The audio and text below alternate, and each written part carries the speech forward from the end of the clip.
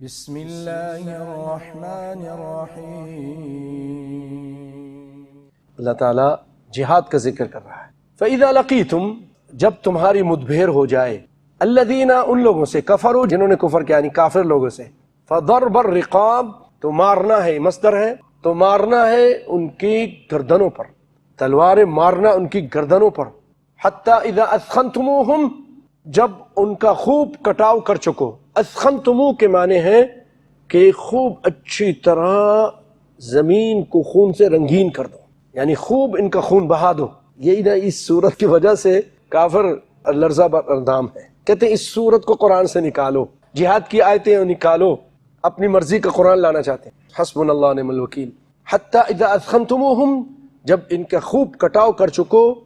فشدوا الوثاق، تو پھر مضبوط کرو، وثاق ان کے باندھنے کو، مطلب یہ کہ ان کو گرفتار کرو۔ فَإِمَّا مَنًّا بَعْدُ، اب اس کے بعد کیا کرنا ہے، یا تو تم احسان کر کے ان کو چھوڑ دو بغیر فدیہ لیے، وَإِمَّا فِدَاءً، یا پھر فدیہ لے کر چھوڑ دو، جیسا کہ نبی صلی اللہ علیہ وسلم نے کیا تھا، کسی سے فدیہ لیا، کسی کو کہا کہ بچوں کو پڑھانا ہے، اس سے تعلیم کی اہمیت اجاگر ہوتی ہے کہ اتنے اتنے بچوں کو پڑھاؤ گے تو تم کو جان چھوٹے گی تمہاری، یہاں تک کہ تضع الحرب اوزارہا، یہ جنگ جو ہے اپنے ہتھیار رکھ دے،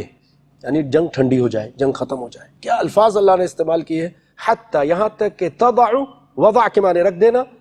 الحرب جنگ، اوزارہا اپنے اوزار کو، یعنی اپنے ہتھیاروں کو، یعنی جنگ ختم ہو جائے۔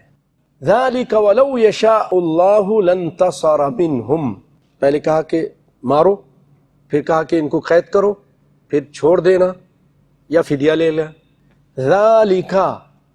یہی حکم ہے، یعنی اسی طرح کرو، یہ مسلمانوں اور ایمان والوں تمہارے لیے یہ حکم ہے۔ وَلَوْ يَشَاءُ اللَّهُ لَانْتَصَرَ مِنْهُمْ، اگر اللہ چاہتا تو خود ان سے بدلہ لے لیتا۔ لانتصر کے معنی، انتصار کے معنی تو ہوتے مدد کرنا نا، لیکن یہاں پر اس کا معنی ہے کہ اگر اللہ چاہتا تو خود ان سے بدلہ لے لیتا، انتقام لے لیتا۔ لانتصر منہم ولکن لیبلو بعضکم ببعض، لیکن اللہ تعالیٰ بعض کو بعض سے آزماتا ہے، تم کو آزما رہا ہے ان کافروں سے۔ آج ہم آزمائے جا رہے ہیں بہت سارے منافقین سے، مسلمان پریشان ہے، ہر جگہ پریشان ہے، یار یہ کیا ہو کیا رہا ہے، ہر جگہ یہ بڑے طاقتور ہو جا رہے ہیں، کسی ایک ملک پہ چڑھتے ہیں تو چڑھتے ہی جا رہے ہیں، فتنے پھیلاتے ہی جا رہے ہیں۔ تو اللہ تعالیٰ آزما رہا ہے، ہمیں بھی آزما رہا ہے، ہماری بھی آزمائش ہے۔ والذین قتلوا فی سبیل اللہ، اور جو قتل کیے گئے ہیں اللہ کے راستے میں، یاد رکھیں اللہ کے راستے میں، کسی اور راستے میں نہیں، نفس کے راستے میں، شہرت کے راستے میں، دکھلا کے راستے میں نہیں، اللہ کے لیے جو قتل کیے گئے ہیں، فلن یضل اعمالہم، ان کے اعمال کو اللہ تعالیٰ ضائع ہرگز نہیں کرے گا۔ فلن، لن جو ہے یہ مستقبل کی تاکید کرتا ہے، ہرگز ہرگز نہیں ضائع کرے گا۔ اللہ تعالیٰ تاکید کے ساتھ کہہ رہا ہے، بندوں کو دلاسا دے رہا ہے، میرے بندو اگر جہاد کا مسئلہ آ جائے، موقع آ جائے اور اس کے شروط سارے مہیا ہو جائیں، آج کل شروط نہیں ہیں، فتنے ہیں، تنظیمیں بن کر لوگوں کے اپنی گلا کاٹنا شروع کر دیتی ہیں، مسلمانوں کو ہی کاٹنا شروع کر دیتی ہیں، ان سے بچیں، اپنے بچوں کو بھی بچائیں، تنظیموں سے ہوشیار رہیں، بہت بڑا فتنہ ہے۔ کبھی کبھی تو کچھ ایسی تنظیمیں بھی بعد میں پتہ چلتا ہے یہ کافر میٹ تھیں، تو ظاہر ہم یہ کریں گے، ہم وہ کریں گے، ہم حدود نافذ کریں گے، اور پھر مسلمانوں کو مارنا شروع کر دیتے ہیں۔ ہاں، جب شروط آ جائیں، جو امیر ہو مسلمانوں کا وہ اس کی اجازت دے، علماء اس کے ساتھ ہوں، ربانی علماء، اور وہ جو صحیح معنوں میں جہاد ہو، تو پھر ڈرو مت، اللہ تعالیٰ تمہارے اعمال کو ضائع نہیں کرے گا، تمہاری نیکی کو ضائع نہیں ہو دے گا۔ فضرب الرقاب کے کافروں کی گردنوں پر مارو، تو کیا ہر کافر کو مارنا ہے؟ نہیں، اسلام نے اس سلسلے میں کچھ اصول اور قواعد بیان کی ہیں، یہ اسلام کی عظمت ہے۔ ہمارے سامنے ایک آیت ہے سورۃ نساء کی، وَدُّوا لَوْ تَكْفُرُونَ كَمَا كَفَرُوا فَتَكُونُونَ سَوَاءً، ان کافروں کی تو چاہت ہے کہ جس طرح کے کافر وہ ہیں تم بھی ان کی طرح کفر کرنے لگو اور سب یکساں ہو جاؤ۔ پس جب تک وہ اسلام کی خاطر وطن نہ چھوڑیں، یعنی یہ ان لوگوں کے بارے میں جب مکہ میں تھے اور ابھی ہجرت جاری تھی، کہ جب تک یہ اپنے ایمان کا ثبوت ہجرت کر کے نہ دیں، ان میں سے کسی کو اپنا حقیقی دوست مت بناؤ۔ پھر اگر وہ منہ پھیر لیں، اسلام کی بات نہ مانیں، تو انہیں پکڑو. اس کا مطلب ہے کہ جب تمہیں ان پر قدرت و طاقت حاصل ہو جائے اور قتل کرو. جہاں بھی وہ ہاتھ لگ جائیں، حل میں ہوں یا حرم میں ہوں. حدود حرم سے باہر کا علاقہ حل کہلاتا ہے. پکڑو اور ان کو قتل کرو. پھر آگے فرما رہا ہے خبردار ان میں سے کسی کو اپنا رفیق اور مددگار نہ سمجھ بیٹھنا. اچھا، اس کے بعد جو آیت ہے اس میں اللہ تعالیٰ استثناء کر رہا ہے إِلَّا الَّذِينَ يَصِلُونَ إِلَىٰ قَوْمٍ بَيْنَكُمْ وَبَيْنَهُمْ مِيثَاقٌ. یعنی پیچھے حکم دیا کہ ان کو حل میں حرم میں کہیں بھی پاؤ تو قتل کر لو، سوائے ان کے جو اس قوم سے تعلق رکھتے ہوں جن سے تمہارا معاہدہ ہو چکا ہے، یا اس کی پناہ میں ہیں جس قوم سے تمہارا معاہدہ، یعنی تم سے مطلب یہ ہے کہ تمہاری حکومت کے ساتھ، تمہارے بڑوں سے اس نے معاہدہ کیا، یا جو تمہارے پاس اس حالت میں آئے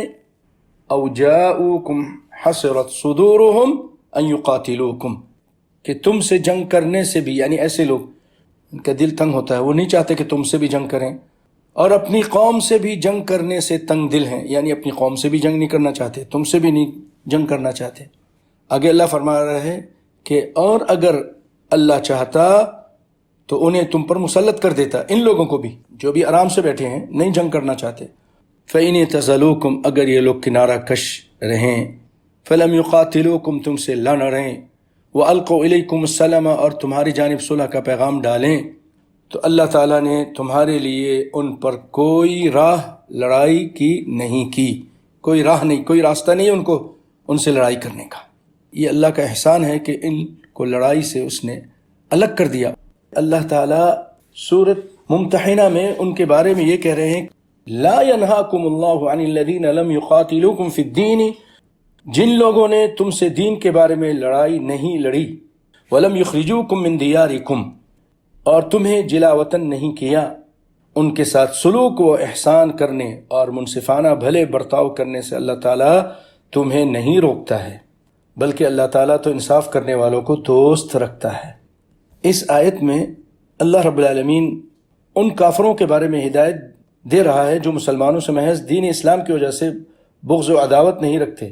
یہ پہلی شرط ہے. دوسری، یعنی تمہارے ساتھ ایسا رویہ بھی اختیار نہیں کیا کہ تم ہجرت پر مجبور ہو جاؤ. اور تیسری شرط یہ کہ اس کے بعد والی آیت میں واضح ہوتی ہے کہ وہ مسلمانوں کے خلاف دوسرے کافروں کو کسی قسم کی مدد بھی نہ پہنچائیں.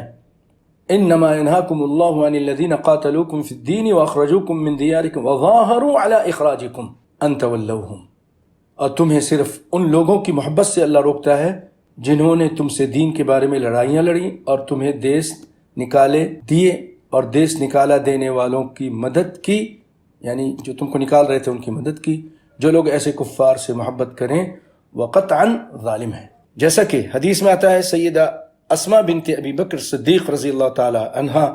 انہوں نے ایک مرتبہ رسول اللہ صلی اللہ علیہ وسلم سے اپنی مشرکہ ماں کی بابت پوچھا کہ میں ان کے ساتھ حسن سلوک کروں کہ نہ کروں، تو آپ نے فرمایا صلی امکی. صحیح بخاری کی روایت ہے، آپ فرماتے اپنی ماں کے ساتھ صلہ رحمی کرو.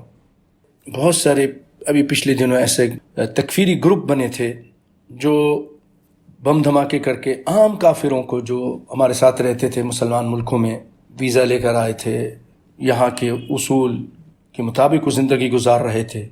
اور لڑائی جھگڑے سے کوئی تعلق نہیں تھا، ان بے گناہوں کو قتل کرتے تھے. اور یہ جہالت کی وجہ سے یہ تکفیری گروپ، اور پھر یہ صرف ان کو نہیں مسلمانوں کو بھی مار رہے تھے کہ یہ ہمارے ساتھ کیوں مل کے ہمارے اس جرم میں شامل کیوں نہیں ہیں. حدیث ہے آپ صلی اللہ علیہ وسلم فرماتے من قتل معاہدا لم یرح رائحۃ الجنہ، جس نے کسی معاہد کو، یعنی جس کے ساتھ ایگریمنٹ ہو چکا ہے، اس کو قتل کیا، جنت کی خوشبو بھی نہیں پائے گا. حافظ ابن حجر رحمہ اللہ تعالی فتح الباری میں فرماتے ہیں والمراد به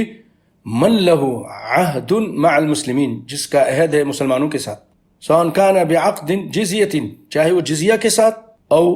ہدنۃ، یا امن پر، من سلطان، کہ ٹھیک ہے ہم آپس میں ایگریمنٹ کرتے کہ اس پیریڈ میں جنگ نہیں کریں گے، او امان من مسلم، یا کسی مسلمان نے اس کو امان دی اور پھر وہ اس کو قتل کرتا ہے تو وہ جنت کی خوشبو بھی نہیں پائے گا.